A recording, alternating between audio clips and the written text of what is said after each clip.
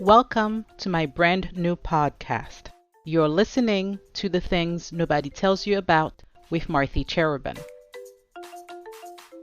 This podcast is about the unspoken things in pregnancy, labor, and postnatal that nobody tells prospective mothers, parents, and or childbearing age women about.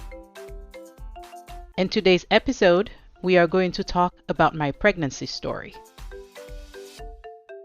As a first-time mom, I found pregnancy to be quite weird, which nobody told me about because I remember that I got pregnant while I was on a cruise with my husband to Bermuda.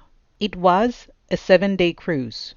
As soon as I came back from the cruise, we got back on the Sunday, and literally by Tuesday, I started to feel some stomach discomfort. By Wednesday, I was having cramps and feeling bloated. So I thought that maybe I ate something that did not sit well with me at the cruise. However, by Thursday, it progressively got worse. It felt like there was something in my stomach being ripped apart. And I started to get a little bit scared because I'm like, oh my God, did I catch something in that cruise? And by Friday, I was in so much pain that I couldn't even sleep. So I decided to call the overnight service at my doctor's office to make a same-day appointment as soon as they are open. So I got to the doctor's office and she checked me out, but she seems like she wanted to do some tests. However, because it was a weekend, the lab was closed. So she decided to send me over to the hospital ER next door for them to do two things for me. To do an ultrasound and a pregnancy test, even though I did tell her that I don't think I was pregnant. I told her I was sure I had salmonella poisoning because, the internet told me. When I got to the ER, I told the nurses and the doctor that my primary doctor sent me here to get an ultrasound and a pregnancy test because their lab is closed. And instead of doing just that, they wanted to do a whole bunch of tests, which was odd. They wanted to give me an IV, and then because I did mention that I was feeling some pain in my stomach, they wanted to give me some oxycodone, and they wanted to do a whole lot of stuff. Everything but the ultrasound and the pregnancy test. I had to tell them, no, please stop.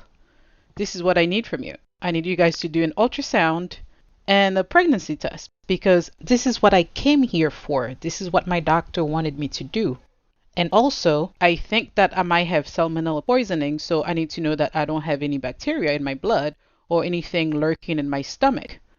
So, after I refused all the unnecessary tests and the medications they were trying to give me, they begrudgingly did the pregnancy test for me and some blood work instead of the ultrasound. So, I waited for about an hour. And then the doctor came back and told me, you're not pregnant. Your blood work came back clear, so you don't have any infection or bacteria in your blood. You're free to go. And he left. I went home, took a nap because I was so tired from not sleeping the night before. After I woke up, I saw a missed call from the hospital. I was a little bit nervous at that point because did they find something in my blood? So I gave them a call back. I reached one of the nurses who was taking care of me while I was at the hospital. She said, I found a pink slime. I said, excuse me? Pink slime?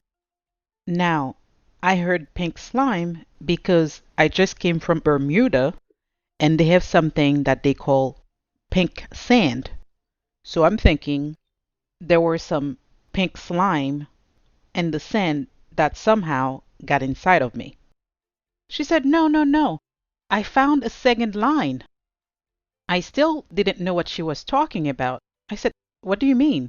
She said, I found a second pink line. I said, what are you talking about? Then she said, you're pregnant. I said, what?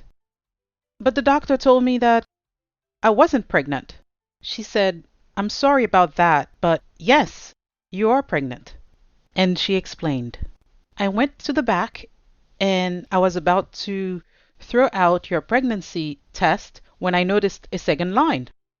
She said, it was faint, but it's there. Congratulations, you are pregnant. Right before she hung up, she said, by the way, good for you for refusing all these tests and medications. That would have not been good for the baby. And then she hung up. There were so many things wrong with that hospital visit.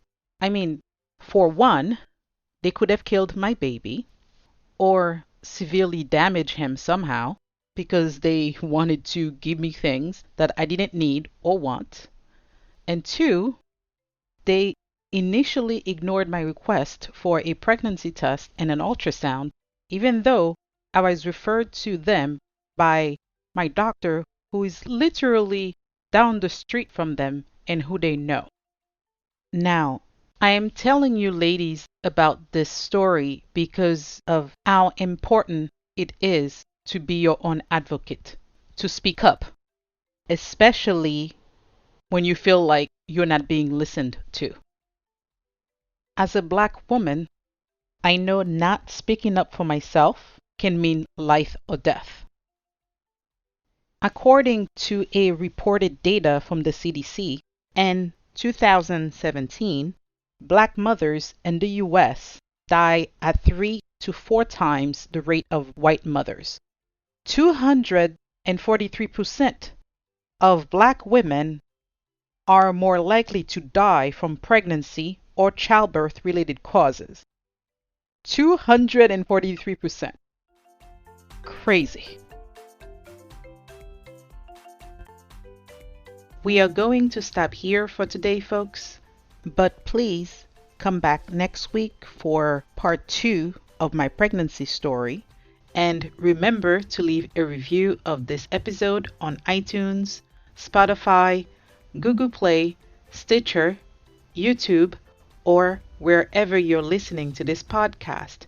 You can also leave a comment about your pregnancy stories because you might even hear your review and or your stories on the air. So please join us.